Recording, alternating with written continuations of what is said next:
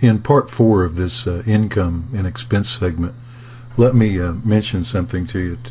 In addition to the operating costs of your vehicle, you will also, when you come in and visit with me, we're going to take an additional expense for what's called cost of ownership.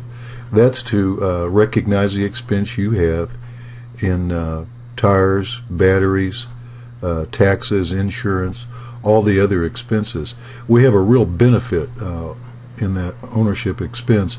Until very recently, the trustee's office objected if we took that expense unless you had a car payment.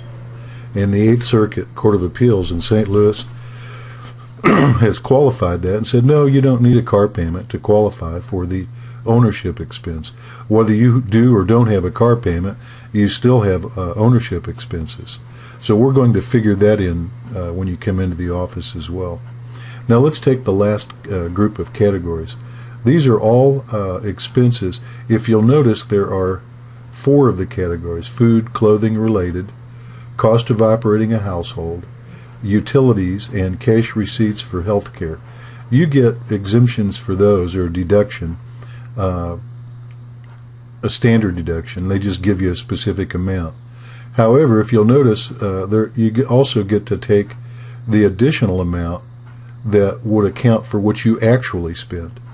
So you don't get to double it, but if you spend more on food, clothing, and related, you get to take the standard deduction, plus you're limited to 5% more if you have receipts to prove up that you in fact spend more for that category than what the standard category gave you.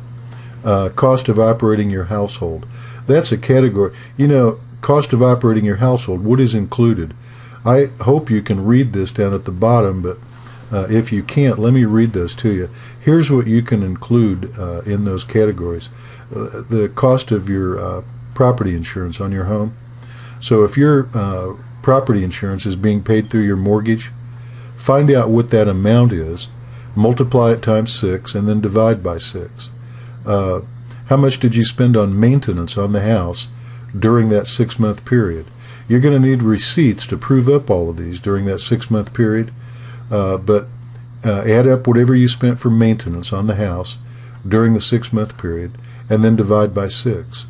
Your gas bill for heat, your electric bill, your water bill, whatever you spent on heating oil, your garbage collection, your water bill, your telephone, just your basic telephone, not anything other than that.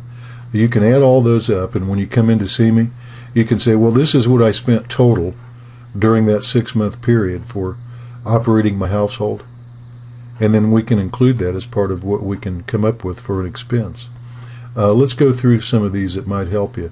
Education for a physically or mentally challenged child. Whatever you spend on a child like that, with that circumstance, let me know what you paid out during that 6-month period. We'll divide that by 6, and we'll take the deduction. Utilities. That's quite a bit of work for you to do that, to dig out your utility bills or your checks for what you paid for utilities. But do it if you're above median income, because we want to get every dollar we can. Every dollar you save on this that we can record as an expense is going to help you tremendously in your Chapter 13 plan. Cash receipts for health care. This is your out-of-pocket expenses. You're paying, and we've already taken the deduction up there for what you pay or what's deducted out of your wage. But this is for what do you pay for prescriptions? When you go to the doctor during that 6-month period, how many co-pays did you pay for? Add all those bills up and then divide by 6. When you come in, bring the complete list, and we can cross-check it and double-check it to make sure that we have reliable numbers. Maybe you rent breathing equipment. There's all kinds of things. If you're diabetic, you're going to be incurring expenses for needles and the other things that you buy during that 6-month period. Add up every single check you've got, put it on the list, and bring it into me. Child support. What do you pay for child support every month during that 6-month period? What do you pay for alimony for a former spouse? Education costs for employment. If you're taking a course at night or on the weekend or doing something, and it's required as a condition of employment by your employer, then we can add that up, what you spent during the 6-month period, and divide by 6. Child care costs. That's a lot of money for a lot of families. What did you spend on child care costs during that 6-month period? Bring a list in with me, to me, showing me what you paid, and we'll divide by 6 and enter that amount. The next one is unexpected to me, but it's because the big companies paid political contributions to Congress, and they wanted this expense category in there. What do you spend on call waiting, caller ID, and long distance on your phone service? You'll have to look at your bills and get the specific amount of what they charge for each of those components. And then what do you spend on cell phones? That's just an odd category that you can deduct as part of this exercise. Now, all of those things, cell phones and long distance and all, you can only deduct those for household expenses. If you're using the cell phone for business, then you can't deduct it. All of this has to be a household expense. Education for children up to $137.50 per month.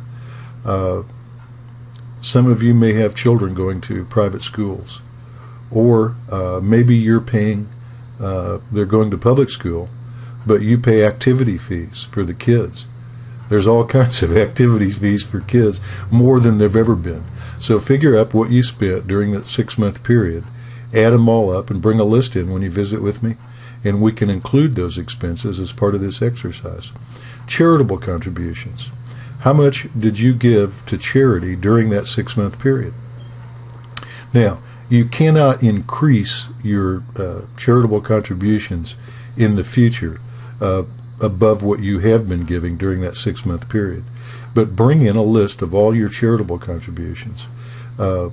When you visit with me, if you will bring a list of every one of these expense categories and the expense that you incurred during that 6-month period, you and I can get right down to the penny as to whether or not and what amount you're going to pay in a Chapter 13.